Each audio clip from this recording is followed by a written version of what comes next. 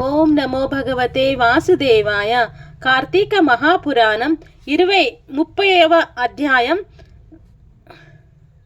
కార్తీక వ్రత మహత్య ఫలశ్రుతి.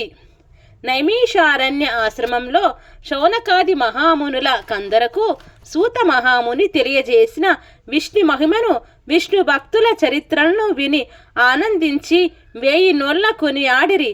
శౌనకాది మునులకు ఇంకను సంశయములు తీరనందున సూతుని గాంచి, ఓ ముని తిలకమా, కలియుగమందు ప్రజలు అరిషడ్వర్గములకు దాసులై అత్యాచార పరులై జీవించుచు సంసార సాగరం తరింపలేకున్నారు.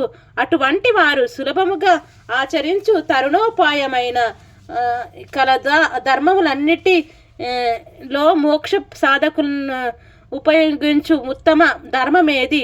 దేవతలందరూను ముక్తినొసంగు ఉత్తమమైన మెవరు?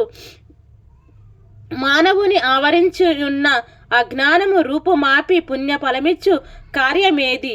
ప్రతి క్షణము మృత్యువు వెంబడించుచున్న మానవులకు సులభముగా మోక్షం పొందగల ఉపాయమేమి?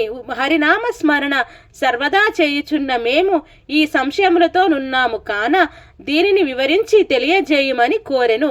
అంత సూతుడా ప్రశ్న నాలకించి, ఓ మునులారా, మీకు కలిగిన సంశయములు తెలుసుకొనవలసినవి. కలియుగమందలి మానవులు మందబుద్ధులు క్షణికా సుఖములతో నిండిన సంసార సాగరమును దాటులకు మీరడిగిన ప్రశ్నలు మోక్ష సాధనము కాగలవు. కార్తీక వ్రతము శ్రీమన్నారాయణకు ప్రీతికరమైన వ్రతము. ఇది అన్ని వ్రతముల కంటే ఘనమైనదని శ్రీహరిని వరించియున్నాడు. ఆ వ్రత మహిమ వర్ణించుటకు నాకు శక్తి చాలదు. అంతే కాదు, సృష్టికర్తయగు ఆ బ్రహ్మదేవునికి కూడా శక్యం కాదు. ఆయనను సూక్ష్మముగా వివరించదును. కార్తీక మాసమందు ఆచరించవలసిన పద్ధతులను చెప్పుచున్నాను, శ్రద్ధగా ఆలకింపుడు. కార్తీక మాసమున సూర్య భగవానుడు తులారాశి అందున్నప్పుడు శ్రీహరి ప్రీతి కొరకు మనకు ముక్తి కలుగుటకు తప్పనిసరిగా నదీ స్నానం చేయవలను. దేవాలయానికి వెళ్ళి హరిహరాదులను పూజింపవలను. తనకున్న దానితో కొంచెమైన దీపదానం చేయవలను. ఈ నెల రోజులు విధవ వండిన పదార్థములు తినకూడదు. రాత్రులు విష్ణు ఆలయమున గాని శివాలయమున గాని ఆవు నేతితో దీపారాధన చేయవలను. ప్రతిదినము సాయంకాలము పురాణ పఠనం చేయవలను. ఈ విధముగా చేసిన సకల పాపముల నుండి విముక్తులై సర్వ సౌఖ్యములు అనుభవింతురు.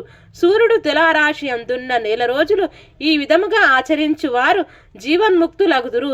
ఇట్లు ఆచరించుటకు శక్తి ఉండి కూడా ఆచరింపక గాని లేక ఆచరించు వారులను ఎగతాళి చేసుకున్న వారిని గాని ధన సహాయం చేయు వారికి అడ్డుపడిన వారును మందు అనేక కష్టములను పాలగుటయే గాక మరి వారి జన్మాంతరమందు నరకంలో యమకింకరుల చేత నానా హింసల పాలు కాగలరు. అంతేగాక అట్టివారు 100 జన్మల వరకు చెండాలాది హీన జన్మలెత్తుదురు. కార్తీక మాసంలో కావేరి నదిలో గాని గంగా నదిలో గాని అఖండ గౌతమి నదిలో గాని స్నానమాచరించి ముందు చెప్పిన విధముగా నిష్ఠతో ఆచరించినను ఇహమందు సర్వసుఖములను అనుభవించుటియే కాక జన్మాంతరమున వైకుంఠ వాసులగుదురు. సంవత్సరంలో వచ్చు అన్ని మాసముల కన్నా కార్తీక మాసం ఉత్తమోత్తమైనది, అధిక ఫలదాయకమైనది, హరిహరాదులకు ప్రీతికరమైనది కనుక కార్తీక మాస వ్రతము వలన జన్మల నుండి వారలకున్న సకల పాపములను హరించి మరు జన్మ లేక వైకుంఠమునందగలరు. పుణ్యాత్ములకు మాత్రమే ఈ వ్రతం ఆచరింపవలనని కోరిక పుట్టి దుష్టులకు, దుర్మార్గులకు, పాపాత్మలకు కార్తీక మాసమన్నా కార్తీక వ్రతమన్నా అసహ్యం కలుగును. కాన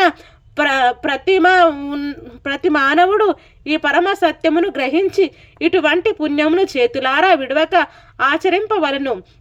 ఇటులా నెల రోజులు చేయలేని వారు కార్తీక శుద్ధ పాడ్యమి నాడు అయినను తమ శక్తి కొలది వ్రతమాచరించి పురాణ శ్రవణం చేసి జాగరణం ఉండి మరునాడు ఒక బ్రాహ్మణునికి భోజమిడినచో నెల రోజులు చేసిన ఫలముతో సమాన ఫలము కలుగును. ఈ మాసములో ధనము ధాన్యము బంగారము గృహము కన్యాదానము చేసినచో ఎప్పటికీ తరగని పుణ్యం లభించును. ఈ నెల రోజులు ధనవంతుడైనను బీదవాడైనను మరి ఎవ్వరైనను సరే శ్రీహరి నామ స్మరణ చేయుచు పురాణములను వింటూ పుణ్యతీర్థములను సేవిస్తూ దాన ధర్మములు చేయుచు ఉన్నవారు ఎడల వారికి పుణ్యలోకమగును. ఈ కథను చదివిన వారికి వినిన వారికి శ్రీమన్నారాయణుడు సకల ఐశ్వర్యములు ఇచ్చి వైకుంఠ ప్రాప్తి కలగజేయును. ఇట్లు స్కంద పురాణంతర్గత వశిష్ఠ ప్రోక్త కార్తీక మహత్యం అందలి 30వ రోజు పారాయణం సంపూర్ణం. సర్వం శ్రీ లక్ష్మీనారాయణార్పణమస్తు. ఓం శాంతి శాంతి శాంతి.